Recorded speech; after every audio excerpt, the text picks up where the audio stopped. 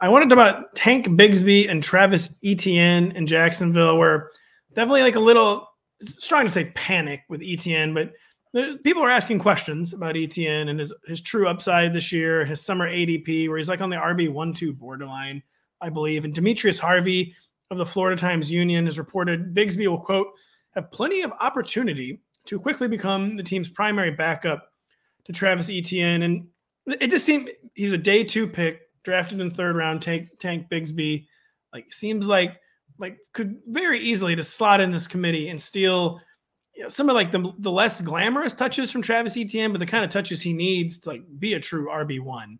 And just what do you think about the emerging Tank Bigsby, Travis Etienne dynamic in the Jags backfield? Look, the dude's name is Tank, so he's scoring 10 touchdowns this year. Yeah, I do want to report that. That is really bad when you're Travis Etienne. Like, they literally draft a guy named Tank. Yeah. Like, well, hope you weren't planning on scoring any touchdowns. The plan is for Travis Etienne never to celebrate a touchdown this year. No, I mean, it's concerning. It's not concerning. After James Robinson was cut or traded or whatever happened last year with James Robinson, I can't remember. It's too long. He was traded to the New York Football Jets, where he was then, I believe, cut at one point. When he was never ever used. No, a guy named Zonovan, a guy who's named both Zonovan and Bam, easily passed James Robinson. Yeah, continue. I do recall that. Yeah, after that point, so week 8 forward last season, Travis Etienne accounted for 59% of Jacksonville's rushing attempts. Jermichael Hasty had 16%. Trevor Lawrence had 16% as well. So, you know, he's not exactly like among the dominant rushing share guys in the league anyway.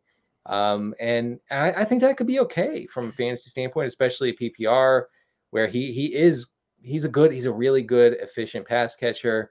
So we still have that going for us. But man, those green zone touches inside the 10, they're so valuable for fantasy. And if he loses out on some of those, it could be an issue. Maybe the Bigsby thing could actually be good news, where maybe it frees him up for like a Kamara type role. And like, it's like the worst case would be like a Chase Edmonds type role. We already know that's not going to happen for Travis Etienne for a variety of reasons. I mean, real life draft capital, the role and production he had last year, they're not going to ever like scale it back to like Chase Edmonds levels. But maybe it could be where it becomes a good thing, where he's like basically like picking his spots, and it's like 15-ish touches per game. And some of those will be in the green zone at the goal line, where maybe they give it to Tank to grind out, you know, like second and one from the 17-yard line. But like when they're at the goal line, they're going to give it to their best back, Travis Etienne. We know he's not going to lose the pass catching work. So I wouldn't say it's a uniformly, even if like we knew today, like the Jaguars told us, yes, we are like, they explicitly said they were going to use a committee. I don't think we can just like assume it's all bad. And that is probably really not anything ultimately to worry about too much. Yeah. I mean, maybe I'm just rationalizing. Yeah, right. Bigsby does obviously become a 0 RB staple, I think, this summer, unless his value, unless his ADP rises to a ludicrous level, then I'm out. But yeah, I think that he makes sense. If Etienne misses any time, it would seem to be the Tank show. And yeah, he's going to score touchdowns because the announcers are going to love to scream, "The Tank rolls into the end zone." Yeah, well, there's something. The accidentally say something problematic about war. And the Tank is just flattened, 10, like, I can't even say anything. Yeah, it's just a lot of things we could say. None of them. None of them bad about American imperial adventurism in certain places in the world. If Tank is the worst name ever, so you're a running back. It's like one thing they draft a running back, and like not only are they drafting a running back, it's a running back named Tank. What would be the worst name for a receiver? Like Rocket? Like, oh, what? This guy's name is Rocket? That seems bad. There was a remember Rocket Ishmael. I know.